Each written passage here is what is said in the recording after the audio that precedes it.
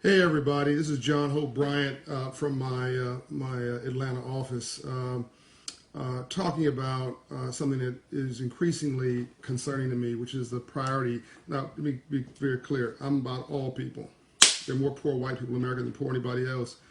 Latinos, Asians, others. I'm African American, so obviously I have a particular sweet spot in my heart for my people. And so I'm a little concerned about our strategy as a people. Let me start out by saying this is not a criticism of Black Lives Matter. I'm going to repeat so nobody can misuse my words or twist them or try to pit me against somebody else.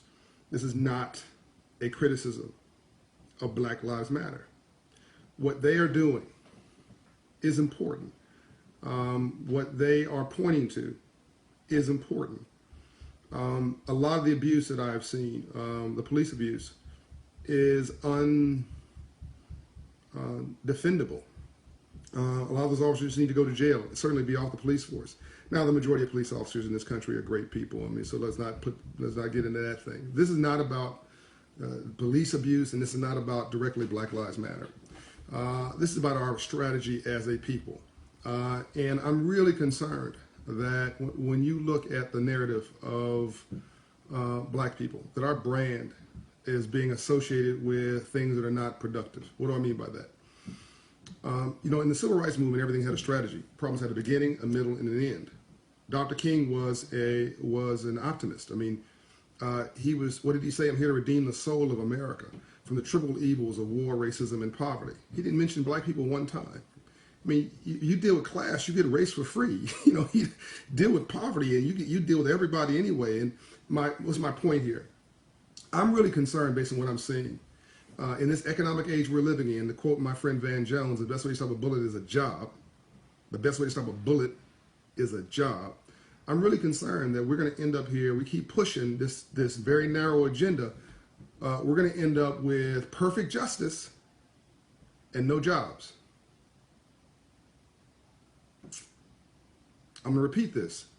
We keep pushing with this really narrow agenda. We're angry at everything. We're upset. We're pissed off. We're frustrated. Racism, the white man, the police. I mean, it's yeah, okay, yeah. Racism's like rain. It's either falling someplace or it's gathering. So get out an umbrella and a color you like and start strolling through it, because it's not going to change. So we must. What did my pastor, Dr. Murray, say? Reverend Cecil Chip Murray, it's not what people call you. It's what you answer to that's important. And never answer out of your name. And then I added, to argue with a fool proves there are two. Why are we having these public debates that define us as so narrowly as angry people? Upset. I mean, and all this young energy. You can't have a movement without young people. But we're not talking about jobs. We're not talking about home ownership. We're not talking about small business ownership. At least, frankly, the one thing I can say about the way what Black Lives Matter is doing, I was frustrated they were only going to Democratic candidates, people who basically, are sympathetic to their viewpoint, and shutting their whole agenda down. At least they're going to, get thrown out at Donald Trump's deal. Who actually is a problem. I mean, I don't even get political, and I'm going to say Donald Trump is a problem, right? But we're not helping ourselves. Because if I'm an employer, this whole Black Lives Matter thing and black people in general and how angry we are and everything scares me. Like, I don't want all that drama in my workplace. I just want to get the work done. I'm trying to, build a product. I'm trying to, where's the high tech skills? Where's your engineering skills? Nobody's stopping you from going to get a degree. Go get a degree. And then nobody can discriminate against you when you are educated. I came from Compton, California, in South Central LA. Before anybody started talking about, he comes from some, silver spoon situation. Mom and Dad had a high school equivalency. Brilliant people, by the way. My mother went in March with a cap and gown at 62 years of age with 18-year-olds, right? Got her high school equivalency, and now my mother is financially independent with 800 credit score. Her credit score is better than mine. And raised 3 children all by herself, right? So I grew up in Compton, California, South Central LA. And yeah, I had a benefit. My mother told me she every day of my life. Every day of my life, my dad owned his own business, so I'm role modeling. I'm not saying that I didn't have privileges. Yeah. I'm with you on that, right? But I came from the hood, right? And now I have, 250 employees. I have a $20 million budget just in one entity. We're operating in 74 countries. Been recognized by 5 presidents. Recognized by 5. Served 3, Republican and Democrat. And now we're focusing on trying to create this movement of Project 5117 and uplift cities and putting infrastructure in our place. If you look at negatives, you want to get in trouble. There are resources all over the place for drug dealing and stealing TV sets and buying TV sets. But if you want to become an intern, you can't find that in our community. Where's the resource for that? Unless you want to go to the Urban League or Operation Hope, or the government. But it's not ubiquitous. It's not everywhere. You want to become an entrepreneur, small business owner? It doesn't exist.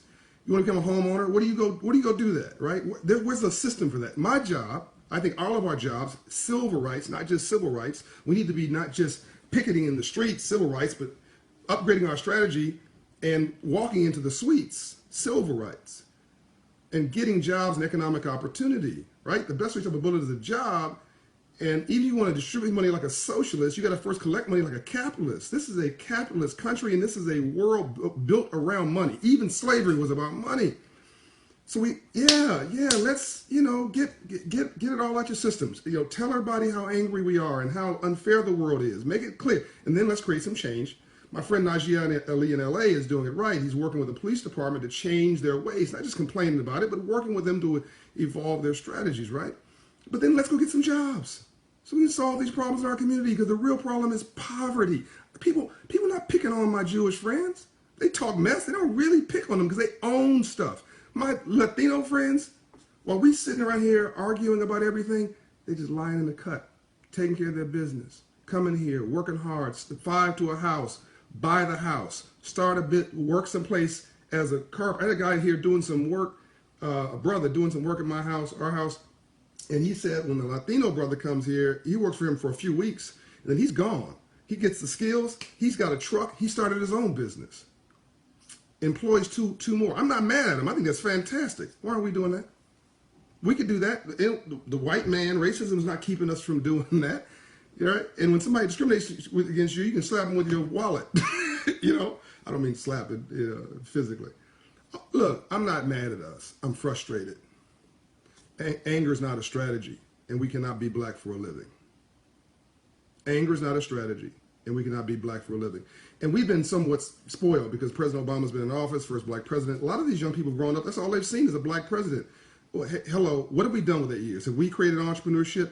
Have we created, an environment where when the president's out of office, that we've got a baseline of ownership and opportunity, and where's the business leaders, the black business leaders who've met at the White House? Where's the letter requesting that meeting versus just civil rights meetings? No disrespect to civil rights. We need both. Because when he leaves in a year, we are screwed as a strategy. I'll end with this because I'm at 8 minutes and 23 seconds. I need to be done.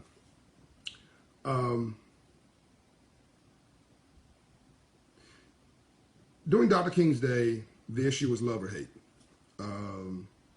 People said, I love you or I hate you, right? But they made it clear where they sat. Today is not love or hate. It's radical indifference. People don't care enough about you to hate you. Private schools, private communities, gated communities, private roads, private islands, private security, private education, if I didn't say that. It's like, there's too much drama. I don't understand it. I'm not interested in it. It's not my deal, right? We're at risk of becoming irrelevant. I'm going to tell you this one quick story. I was talking with this brother in Harlem. This was years ago when President Reagan was in office. And brother's like, President Reagan's a racist. I said, no, he's not a racist. I know President Reagan, born the same day. I know him. He's a good guy. Maybe his priorities aren't ours. He's not feeling what we're doing, but he's a decent guy, right? Oh, no, he's a racist. No, President Reagan is not he's not a racist. Oh, he's a racist. Let me explain something to you. President Reagan don't hate black people. He don't love black people. He's not related to black people. He don't know no black people. He's not married to a sister, God rest his wife's soul, who just passed. Nice lady, I met her. She did a lot of good in this country. I'll give her credit for it. He don't hate you. He ain't thinking about you. And then if all we do is just then call him a racist, then he's like, okay, well, I didn't know you in the begin with, so I don't really am not concerned now. Life's about relationships. We have got to talk without being offensive, listen without being defensive, always leave our adversary with our dignity, and not just figure out what we're against, but figure out what we're for. Okay, what are we for? This is my positive challenge to all these youth movements. Let's solve this problem, right? The dropout rate. Let's solve some problems. Let's figure out what we're for and use some of this energy to go at that. Love you much. I'm doing my part. You do yours. And I'm sure this will get a lot of feedback. But keep in mind, I wasn't criticizing Black Lives Matter. Make sure you underscore that. This is about us having a strategy as a people. And that strategy cannot be anger. Love you. Peace out.